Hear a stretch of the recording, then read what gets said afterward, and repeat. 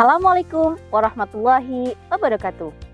Halo sahabat guru, perkenalkan, nama saya Dias Puji Astuti. Saya guru kelas 4 di SDN 3 Binadi, Kecamatan Ngerayun, Kabupaten Ponorogo. Dalam kesempatan kali ini, saya akan berbagi praktik baik dalam menerapkan pembelajaran deep learning mata pelajaran matematika materi bilangan cacah sampai 10.000.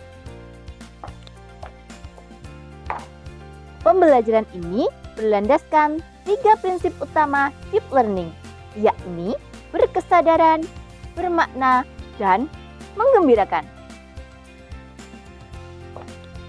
Assalamualaikum warahmatullahi wabarakatuh.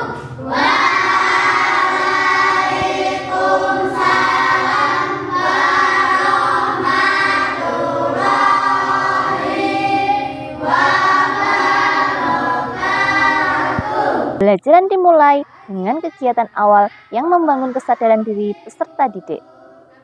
Saya menyapa dengan salam, menanyakan kabar, memimpin doa bersama, hingga menyanyikan lagu kebangsaan. 5 menit pertama di kelas adalah momen yang menentukan keberhasilan seluruh sesi pembelajaran. Pendahuluan bukanlah sekedar ritual absen atau sapaan biasa. Ini adalah kesempatan emas untuk menangkap perhatian dan mempersiapkan mental siswa kita. Hari ini kira-kira siapa ya yang berangkat lebih awal? Oke, Mbak Dira, silakan maju ke depan untuk memimpin menyanyikan lagu kebangsaan. Kemudian teman-teman yang lain silakan berdiri. Silakan, Mbak Dira. Maju ke depan semuanya ya.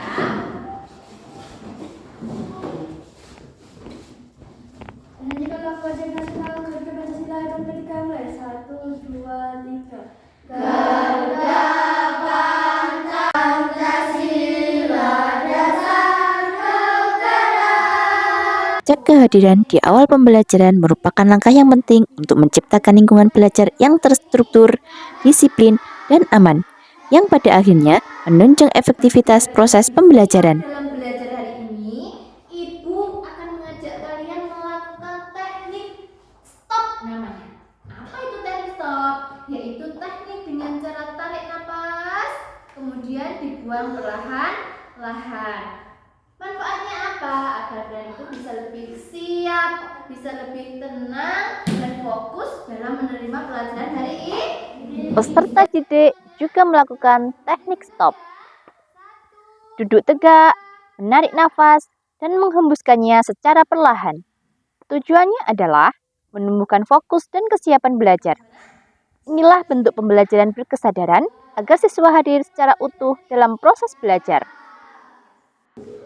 Anak-anak, sebelum kita mulai pelajaran hari ini, Bu Dias ingin mengingatkan kembali tentang kesepakatan kelas yang Kelas yang efektif membutuhkan lebih dari sekedar aturan. Ia membutuhkan fondasi yang disepakati bersama. Inilah pentingnya kesepakatan kelas. Pernahkah kalian ikut berbelanja ayah atau ibu ke pasar atau ke supermarket?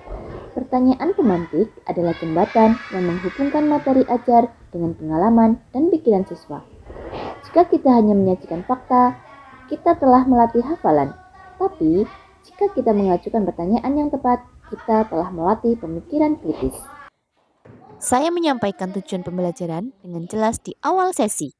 Tujuannya adalah agar pembelajaran bukan hanya sekedar formalitas, melainkan peta jalan.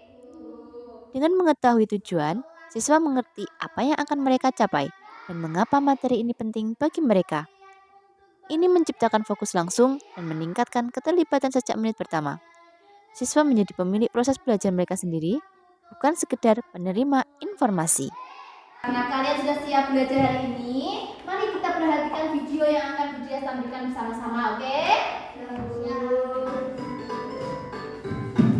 Halo anak-anak hebat hari ini.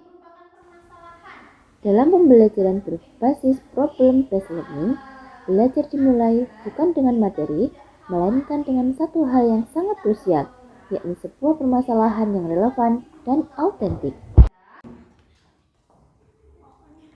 Di sini, Saya menggunakan bantuan rumah pendidikan dalam menemukan materi yang tepat untuk setiap kebutuhan belajar.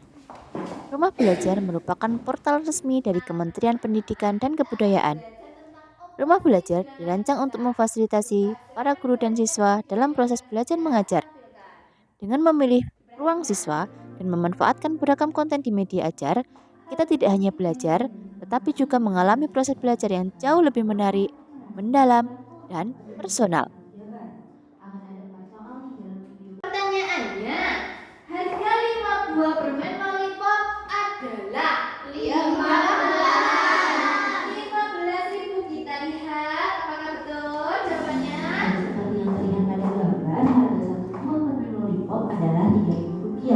Maka harga 5 buah permen lollipop dapat kita temukan dengan 5 dikalikan dengan Rp3.000, yaitu sama dengan Rp15.000. Dia memegang LKPD. LKPD-nya berupa nota yang akan kalian Pembelajaran saya rancang agar tidak berhenti pada hitungan semata, tetapi dikaitkan langsung dengan pengalaman hidup nyata peserta melalui simulasi pasar mini. Bekerja secara berkelompok untuk memilih kue tradisional yang sering mereka jumpai di kehidupan sehari-hari. Mereka mencatat daftar belanja pada tabel LKPD, kemudian menghitung total harga dari uang Rp10.000 dan menghitung kembaliannya. Aktivitas ini membuat pembelajaran lebih bermakna karena mereka belajar bukan sekedar menghafal, melainkan mengalami, merasakan, dan menerapkan langsung konsep matematika dalam kehidupan nyata. Tidak hanya berhitung, siswa juga berdiskusi, berkolaborasi, dan mempresentasikan hasil kelompoknya di depan kelas. Melalui kegiatan ini, kemampuan komunikasi, kerjasama, dan penalaran kritis mereka semakin terasah. Halo. Hai. Halo. Sudah selesai semuanya? Sudah. Semangat? Masih. Agar suasana kelas tetap ceria, saya menyisipkan beberapa ice breaking. Dengan begitu, pembelajaran terasa lebih hidup, penuh tawa, dan jauh dari rasa bosan. Inilah hakikat pembelajaran yang menggembirakan. Kita nanti akan maju satu kelompok. Kalian mempresentasikan hasil dari apa yang kalian diskusikan bersama teman-teman. Sedangkan untuk teman yang tidak maju, nanti memberikan pertanyaan kepada teman yang maju dan memperhatikan apa yang disampaikan teman yang maju. Simulasi pasar mini telah usai. Transaksi telah dihitung. Kini saatnya beralih dari praktek ke panggung presentasi dan pelaporan. Untuk membangun mental yang tangguh dan siap sedia, saya menggunakan papan spinner. Pengajakan kelompok menggunakan spinner memastikan semua anggota tim harus siap kapan saja. Ini melatih siswa untuk lebih responsif, profesional, dan kolaboratif. Bu mau tanya, Untuk kelompok 1, ya silakan bertanya. kalau 3 lumpia berapa? Karena harga satuannya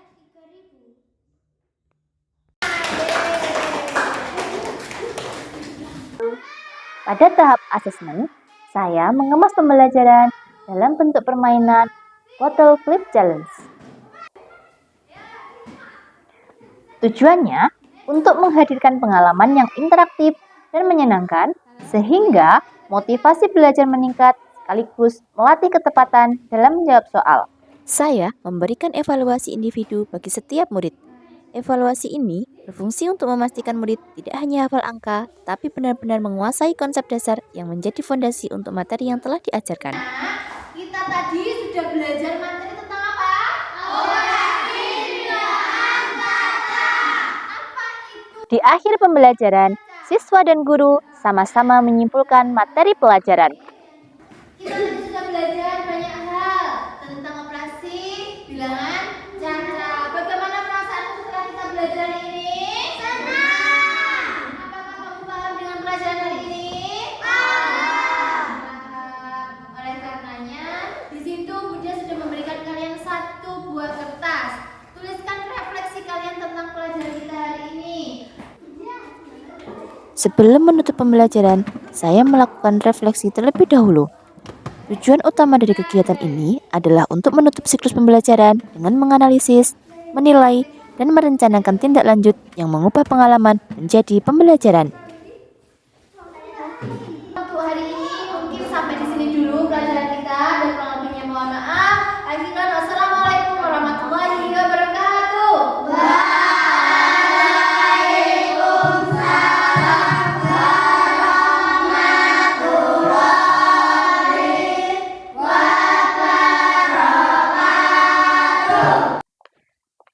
Demikian praktik baik yang dapat saya bagikan. Semoga dapat menjadi inspirasi untuk kita semua dalam menghadirkan pembelajaran yang lebih baik bagi anak bangsa. Assalamualaikum warahmatullahi wabarakatuh.